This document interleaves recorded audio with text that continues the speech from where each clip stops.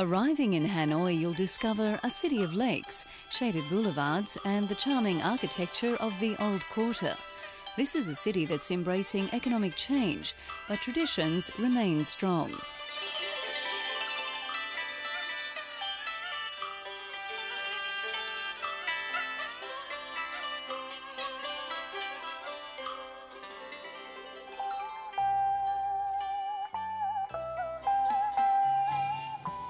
The Sofitel Metropole Hotel is one of the city's historic landmarks, a gathering place for both local and foreign high flyers.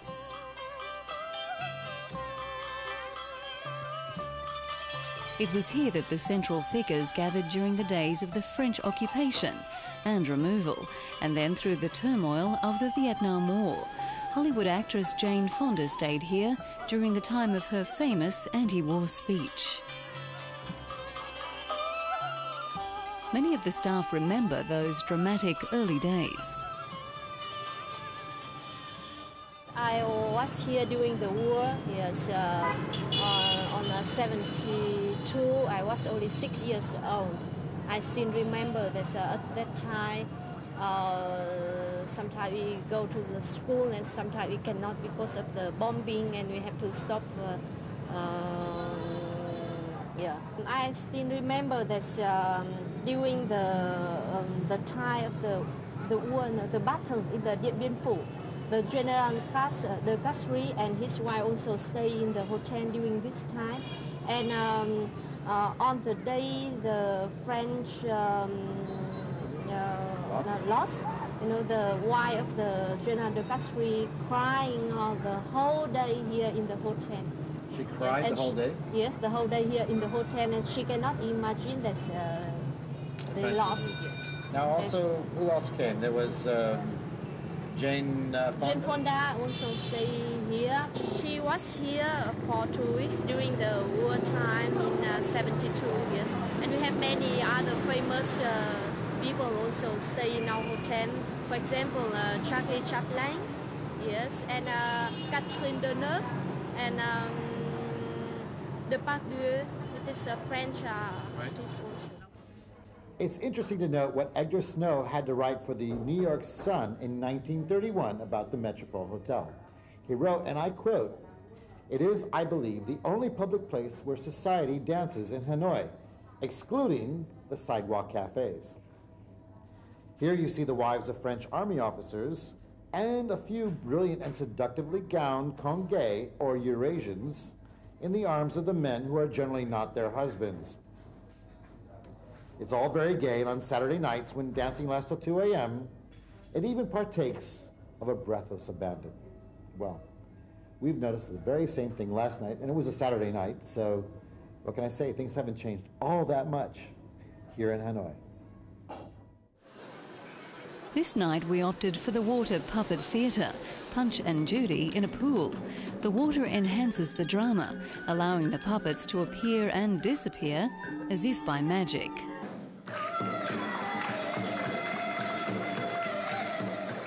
Back at the hotel, we bumped into a group of hash house harriers. What's it like running in Hanoi? Oh, it's great running in Hanoi. You get to go out of the city. It's a lot of fun. You only need half a mind, or actually less than half a mind, if you're running in Hanoi. Does that help you keep out of the traffic? Or? Yeah, no traffic where we run. It's good fun. Crazy people, but it's good fun. Running the hash means taking a quick tour of a city on foot, with several stops for a beer along the way.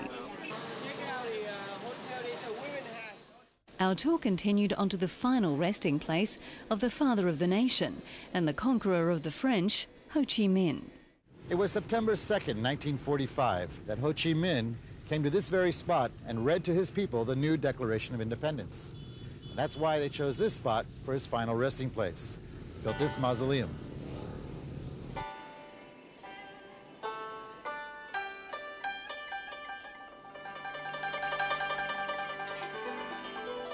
We then ventured on to Uncle Ho's house, where he lived from 1958 to 69. You can walk through the gardens and into the past. We stopped to listen to some of the sounds of Vietnam.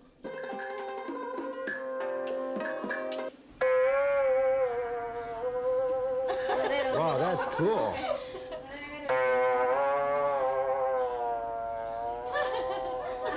like it.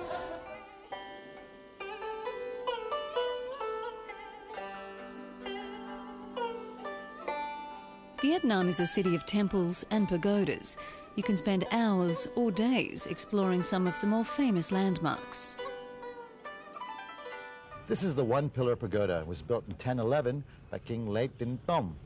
Now, he built this in gratitude to the goddess of mercy. The reason is he had 100 wives and no sons. Lots of daughters, but he needed a son to carry on the legacy.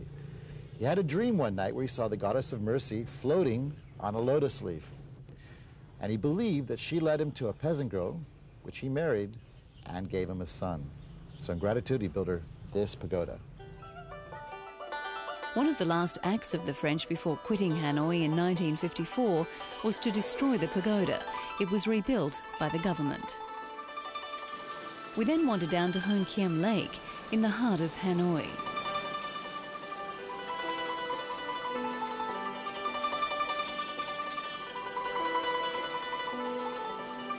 The Temple of Literature was the site of Vietnam's first university, established in 1076. It was here that a young man studied to become a mandarin. There are 5 courtyards. The central pathways were once reserved for the king.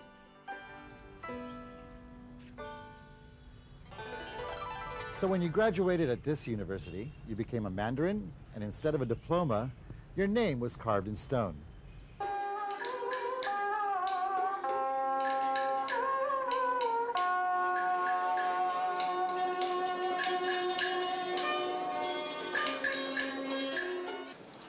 It was time to do some shopping. Hanoi's markets are lively and colourful.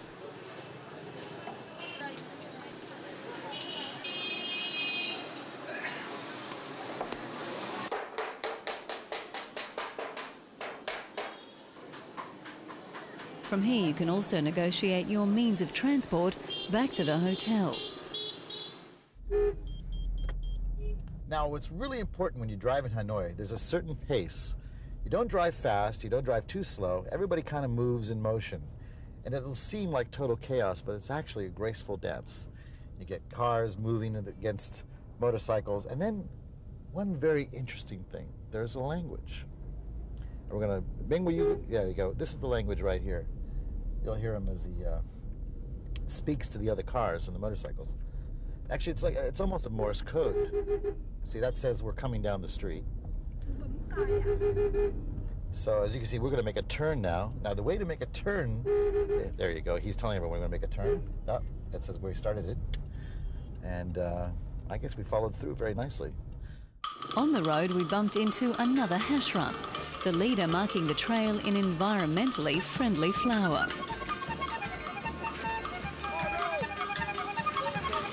This is the only way to run the hash in style in Hanoi.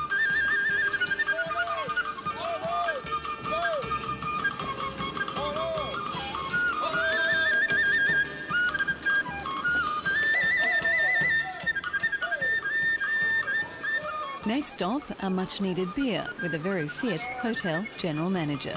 This is unique city in Asia. Number one from the French, when the time the French was in Hanoi, they're keeping a lot of infrastructure and buildings coming from this colonialism. You can see all over Hanoi a lot of French villas. They did keep also a lot of garden, tree, large avenue, and there is no other city in Asia where you don't have, I would say, a building higher than a coconut tree. And this is really what makes a difference. The main problem is Hanoi is not, I would say, a destination that people know well.